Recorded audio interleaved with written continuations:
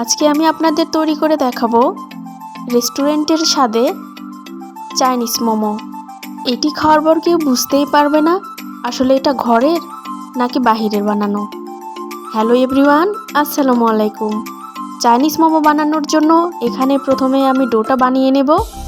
এই জন্য একটা বোল নিয়ে নিয়েছি, সেখানে দিয়ে দিচ্ছি 1.5 কাপ ময়দা।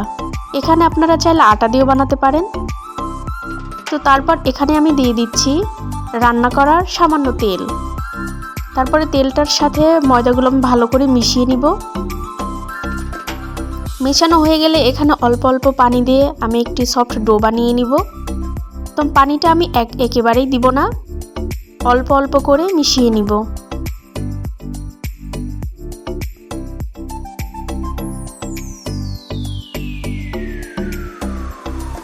তো এখানে আমার ডো বানানো হয়ে গিয়েছে, এখন এটা রেস্টে রেখে দিব 10 মিনিট। এবার আমি ভিতরের পুরোটা বানিয়ে নিব। এই জন্য এখানে আমি 1 কাপের মতো মুরগির মাংস কিমা করে নিয়েছি। আমি দিয়ে দিচ্ছি পেঁয়াজের পাতা, পেঁয়াজ কুচি, মরিচ কুচি, ধনেপাতা কুচি, সামান্য আদা ও রসুন পেস্ট, সামান্য দিয়ে দিচ্ছি গোলমরিচের গুঁড়ো, দিয়েছি স্বাদ মতো লবণ। আর এখানে আমি যেহেতু সয়া সস ব্যবহার করব, এই জন্য লবণটা অবশ্যই আপনার সেই পরিমাপ মতো দিবেন। তারপরে এখানে দিয়ে দিচ্ছি সামান্য তেল। তেলটা অবশ্যই এখানে আপনারা একটু গরম করে দিবেন। এগুলো সব কিছু দিয়ে ভালো করে আমি মিশিয়ে নিচ্ছি।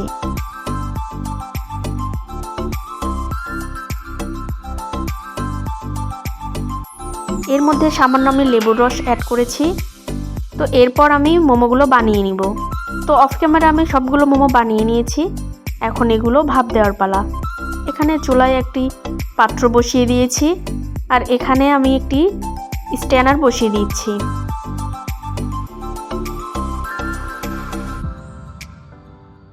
এবার মোমোটি দিয়ে আমি 5 মিনিট অপেক্ষা করব।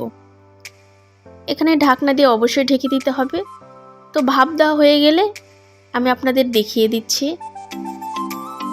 তো এই যে দেখতে পাচ্ছেন আমার ভাপ দেওয়া হয়ে গিয়েছে। তো আমি একে একে সবগুলো মোমো এভাবে ভাপ দিয়ে নিব।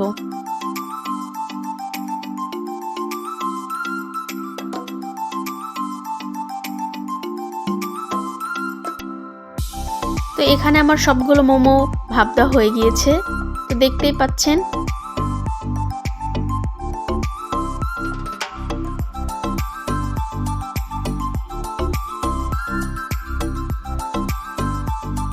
আপনাদের আমি একটু ভেঙে দেখিয়ে দিচ্ছি ভিতরে কতটা জুসি হয়েছে।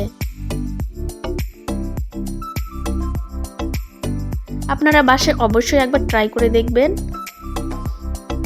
একবার কাউকে বানিয়ে খাওয়ালে এটা বুঝতেই পারবে না যে এটা বাইরে থেকে কিনে নিয়ে আসা নাকি বাসায় বানানো। তো আমার রেসিপিটা ভালো লাগলে অবশ্যই একটি লাইক দিবেন। এতক্ষণ পাশে থাকার জন্য ধন্যবাদ।